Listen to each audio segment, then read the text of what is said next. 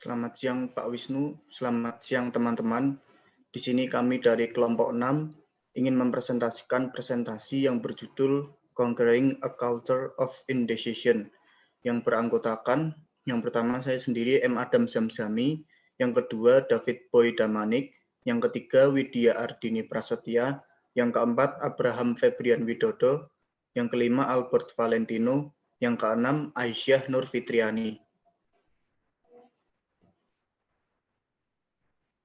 Next. Menaklukkan budaya keraguan. Pada kenyataannya, pemimpin menciptakan budaya ketidaktegasan dan para pemimpin dapat mematahkannya. Instrumen utama yang mereka miliki adalah interaksi sesama manusia, yaitu dialog. Melalui asumsi mana yang ditantang atau tidak tertandingi. Informasi dibagikan atau tidak dibagikan. Melanggar budaya ketidaktegasan membutuhkan pemimpin yang dapat memberikan kejujuran intelektual dan kepercayaan dengan menggunakan setiap pertemuan dengan karyawannya sebagai kesempatan untuk memodelkan dialog yang terbuka, tegas, dan jujur.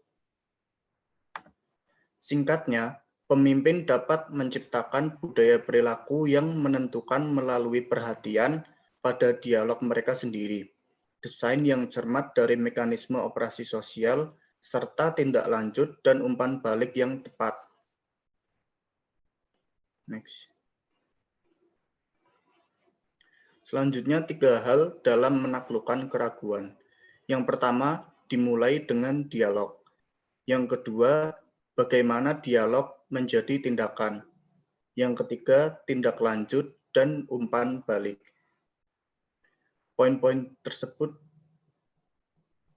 akan dijelaskan oleh teman saya.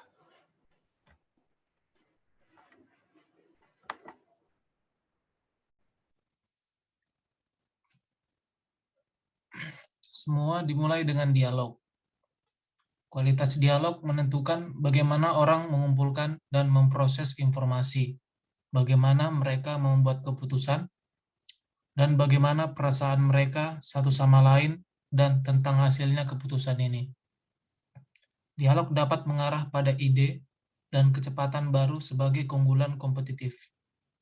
Ini adalah faktor tunggal yang paling penting yang mendasari produktivitas dan pertumbuhan pengetahuan karyawan. Dialog juga membawa koherensi yang terfragmentasi dan yang tidak terkait. Kekuatan dialog dalam perusahaan besar AS multinasional. Kepala salah satu unit bisnis perusahaan terbesar sedang membuat presentasi strategi kepada CEO dan beberapa seniornya. Kepala unit ditata strateginya untuk mengambil divisinya dari nomor 3 di Eropa ke nomor 1. Itu adalah rencana ambisius yang tergantung pada perolehan pangsa pasar yang cepat dan cukup besar di Jerman, di mana perusahaan utama pesaing berbasis lokal dan 4 kali ukuran divisinya. CEO menguji kepala unitnya untuk presentasi yang menginspirasi dan visioner. Kemudian memulai dialog untuk menguji apakah rencana itu realistis. Seandainya pertukaran dialog berhenti pada saat kepala unit tidak dapat menjawab, maka CEO hanya akan mempermalukan dan mengecilkan hati kepala unit ini dan mengirim pesan kepada orang lain di kehadiran bahwa risiko berpikir besar tidak dapat diterima. Tapi CEO tidak tertarik untuk menghentikan strategi dan menurunkan tim unit bisnis. Alih-alih melakukan serangan frontal, CEO menyarankan mengapa tidak mencari titik lemah kompetensi dan menang di kecepatan eksekusi, dan daripada membidik keuntungan pangsa pasar secara keseluruhan, cobalah untuk mendapat kembali pasar. Pada akhir rapat, manajer memutuskan dan memikirkan kembali strategi dan alternatif yang lebih realistis. Selanjutnya akan dijelaskan oleh teman saya.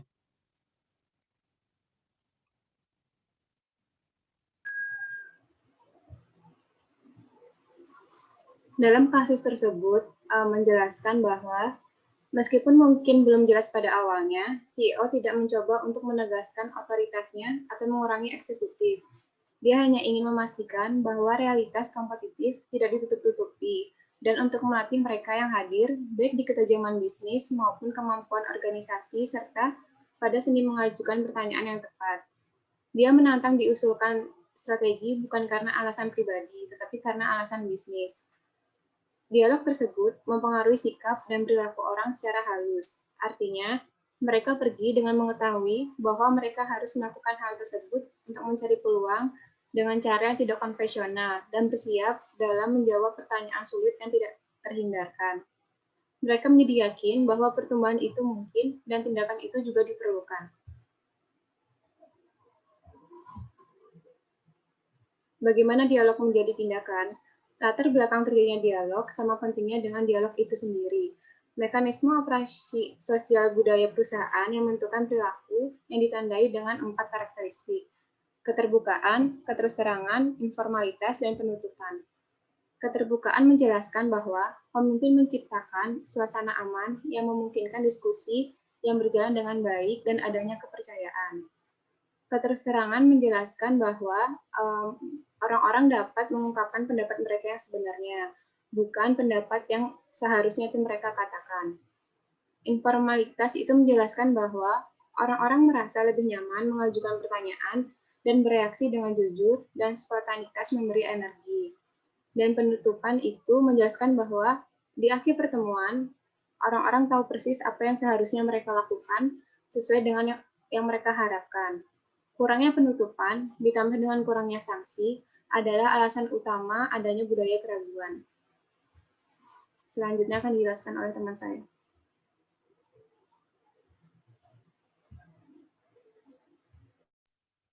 Saya akan melanjutkan presentasi dari teman saya. Budaya mekanisme sosial CEO Parma. Pendekatan perusahaan ini menggambarkan hal yang CEO tekankan kepada para kliennya, struktur terbagi dan mekanisme operasi sosial yang terintegrasi. Menurutnya, jika organisasi tidak membagi tugas, fungsi, dan tanggung jawab, maka itu tidak akan menyelesaikan apapun. Mekanisme sosial diperlukan untuk mengarahkan berbagai aktivitas yang terkandung dalam suatu struktur menuju suatu tujuan. Terkadang, betapapun baiknya suatu mekanisme dirancang, mekanisme juga membutuhkan dialog yang tegas agar bisa bekerja dengan baik. 2 tahun setelah merger 1995 dengan Upjohn CEO Pharmacia, Fred Hansen berangkat untuk menciptakan budaya yang sama sekali baru untuk intensitas gabungan, organisasi yang ia bayangkan dan kolaboratif, fokus pelanggan, dan cepat itu akan memadukan bakat yang berbeda dari perusahaan global untuk mengembangkan obat-obatan terkemuka pasar dan melakukannya lebih cepat dari kompetisi. Mekanisme utama untuk membina kolaborasi pemimpin dari beberapa unit dan fungsi akan sering terlibat dalam dialog konstruktif. Perlombaan perusahaan untuk mengembangkan generasi baru antibiotik untuk mengobati infeksi terhadap obat memberikan kesempatan kepada manajemen Pharmacia untuk menguji keberhasilan upaya pengembangan budayanya. Next. Tentu saja tidak ada pemimpin yang bisa atau harus menghadiri setiap pertemuan yang menyelesaikan setiap konflik atau membuat setiap keputusan, tetapi dengan merancang mekanisme operasi sosial yang mempromosikan dialog yang mengalir bebas namun produktif. Para pemimpin sangat mempengaruhi bagaimana orang lain melakukan tugas-tugas ini. Memang melalui mekanisme ini bahwa pekerjaan membentuk budaya yang menentukan akan dilakukan. Selanjutnya akan dilanjutkan oleh teman saya. Selanjutnya ada tindak lanjut dan umpan balik. Tindak lanjut ada dalam budaya dan terjadi baik secara langsung di telepon atau dalam pelaksanaan rutin mekanisme operasi sosial. Kurangnya tindak lanjut menghancurkan disiplin dan mendorong ketidaktegasan. Budaya ketidaktegasan berubah ketika sekelompok orang dipaksa dan sedikit mekanisme yang mendorong hal tersebut agar lebih efektif. Daripada tinjauan kinerja dan kompensasi, terutama jika mereka secara eksplisit terkait dengan mekanisme operasi sosial. Baik karyawan dan manajernya ingin menyelesaikan masalah tersebut secepat mungkin. Kasus peringkat Dick Brown. Dick Brown telah merancang proses evaluasi dan peninjauan yang memaksa para manajer untuk terlibat dalam dialog yang jujur dengan bawahan mereka. Semua orang di perusahaan diberi peringkat dan diberi penghargaan sesuai dengan apa yang telah mereka kerjakan dibandingkan dengan rekan-rekan mereka. Ini telah terbukti menjadi salah satu fitur paling kontroversial kepemimpinan Dick Brown. Ia memandang proses peringkat sebagai cara paling efektif untuk memberi penghargaan kepada karyawan perusahaan yang memiliki kinerja baik dan untuk menunjukkan karyawan mana yang memiliki performa yang lambat di mana mereka perlu mengejarnya.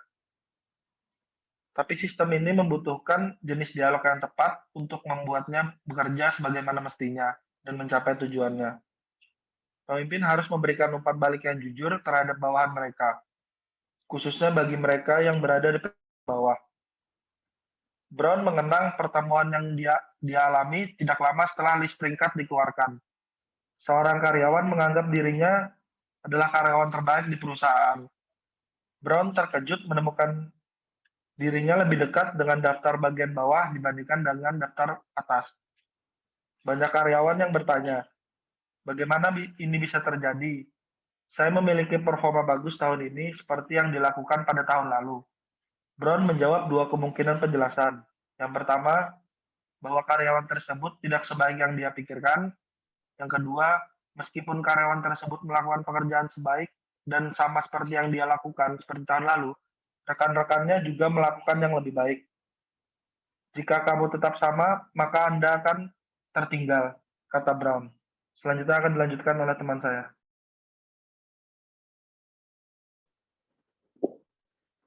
Baik, saya akan di sini akan melanjutkan presentasi dari teman saya. Dari kasus pada slide sebelumnya, mengungkapkan kemungkinan bahkan saat atasan langsung telah memberinya ulasan yang kurang jujur pada tahun sebelumnya. Dengan menyampaikan umpan balik yang negatif atau tidak jujur dapat menguji kekuatan seorang pemimpin. Dengan adanya umpan balik yang tidak jujur atau negatif ini membuat pemimpin terpaksa menipu karyawan mereka dengan merampas informasi yang perlu mereka tingkatkan. Umpan balik yang positif ini harus terdiri dari banyak hal, yaitu terus terang, konstruktif, tanpa henti berfokus pada kinerja, perilaku, akuntabilitas, dan eksekusi. Next.